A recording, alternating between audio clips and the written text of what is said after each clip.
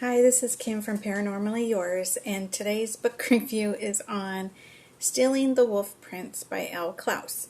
Stealing the Wolf Prince is about Kira Clark, and she is a peasant that lives with her cousin Brogan.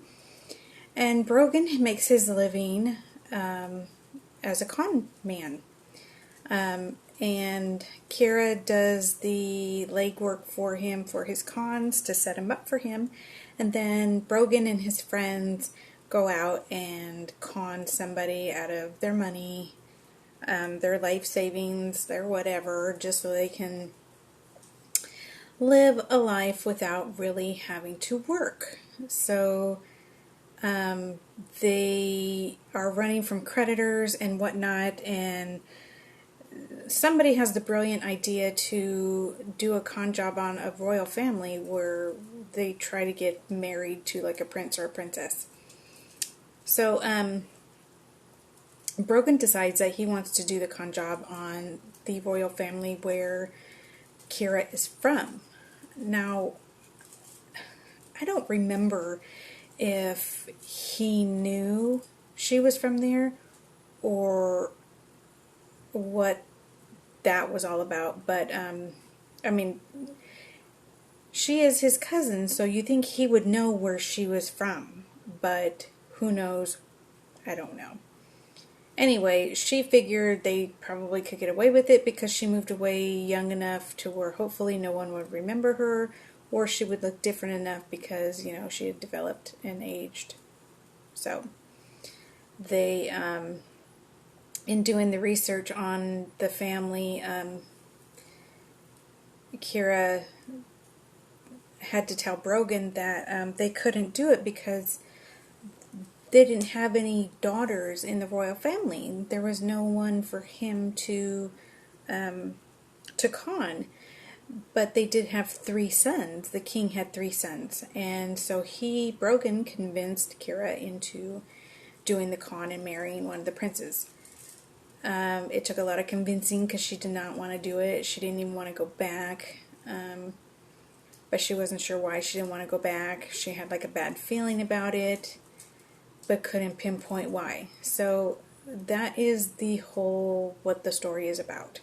They're doing a con job in a royal family to be able to retire without really having to do anything.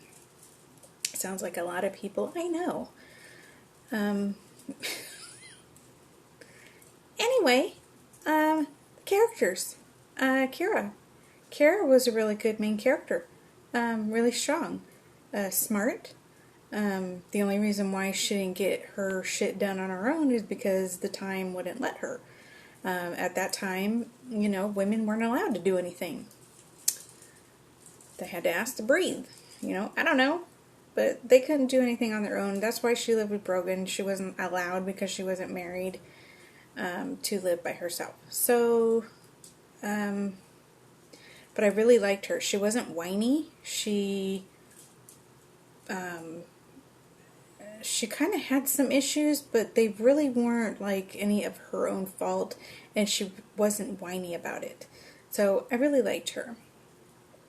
And she surprised me with when they got into the castle with the king and the princes. She really surprised me with how she was able to stand up and hold her tongue and hold her emotions in at the proper moments and not just completely blow their cover by crying or, you know, falling apart when something bad happened. Because there were a few times when something really awful was, you know, threatening her, and instead of losing her shit, she just stood there and took it like a man. She took it more like a man than Brogan did. I didn't like Brogan. Okay, let's talk about Brogan. Brogan's a big, lazy loser. And he didn't even, like, do the cons himself.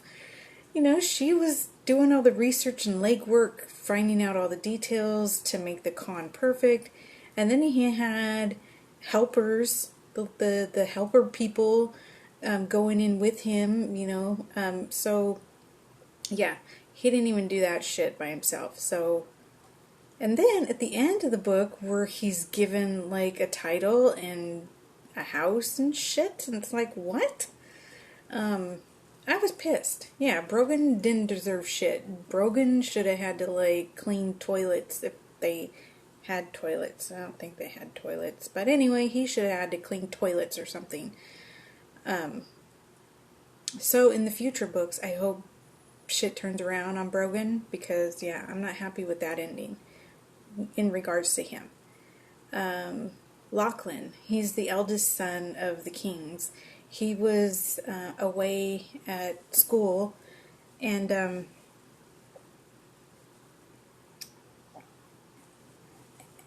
he was actually the love interest for Kira. So he comes in later into the book after she's already arrived and started her con on the king. So we meet Ian, who is the next son, and then we meet Aiden, who's the third son. They're both evil little shits. I hated them both.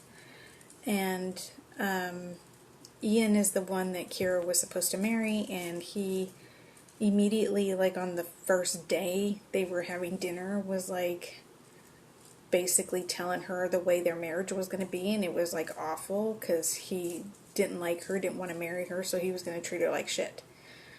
And Aiden was like, yeah. So, evil little bastards, hated them. The king, he was pretty cool, but he was like all sick and dying and stuff, so he wasn't in the book that much. But when he was in the book, he was really cool. You know, he knew what was going on, and he was trying to write it, but he needed proof before he can do anything. But he was keeping a close eye on things because he knew what was going on.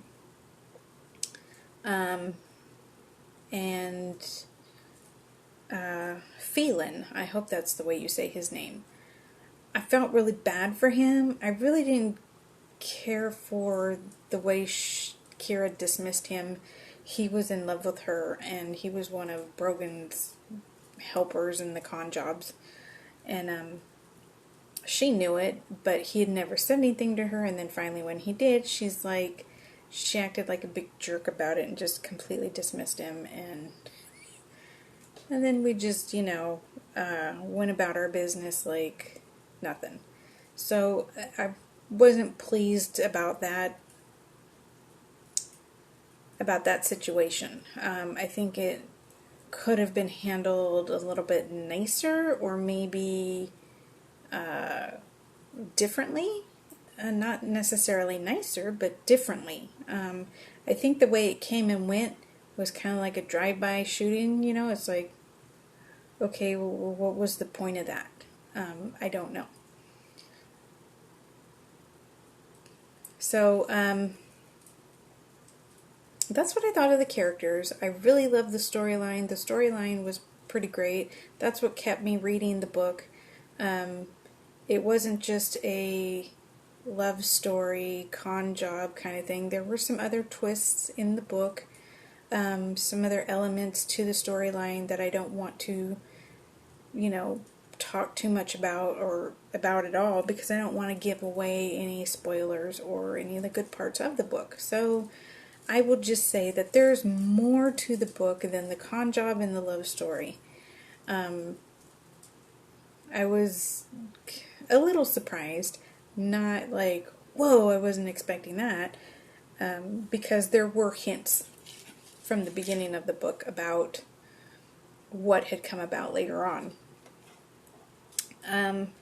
As far as how things ended, I was okay with how it ended. I really wanted more, like, detailed violence and sex. So the violence part, there was some violence, but we didn't get really graphic, and we didn't really get down and dirty with it. It was mentioned about how people were being ripped apart, but, you didn't really get the sense of, I wanted to live it. I wanted to be in it. I wanted death, die. I really wanted the evil person in the book to die a horrible death, and he didn't, so I'm upset. But and then the sex, it was like Twilight sex. Somebody had sex, but we really didn't describe it, go into it, follow them with it. We kind of just alluded to that's what they were doing, and then that was it, and then we moved on. So I would consider this book a YA, in the YA genre, because, there was some kissing, but it wasn't, passionate panting, wetting myself or hard-ons kind of kissing. It was just like, oh, he kissed me, and I felt it in my toes, and then it was over, and we went, and we held hands in the forest. It kind of reminded me of something stupid, but anyway, so yeah, that's the way it was, so I would consider it YA. I mean, it wasn't, you didn't get any details, it didn't talk about anything really dirty, and the violence, the same thing. It was mentioned the end result, but it didn't get described to you while it was happening. So I would say YA, which is fine, but I usually like my books more violent and lots of dirty, detailed sex. So I would have given it 5 things if it weren't for that. But that's okay, it was still a great book. I really enjoyed the storyline. I really liked the characters, and I really hated Ian and Aiden, which is what she was going for. And I fell for it. I really, really hate them. We did have a scary moment in there where I thought that there may be a rape scene in the book, which I really don't like. So I'm glad she didn't go there. Yeah, overall, great story. So I highly recommend it for all those people who love YA, who love happily ever afters, with a magical shift or twist to it. So I will put links in the comments to the author and for the book, and I will see you next time. Bye!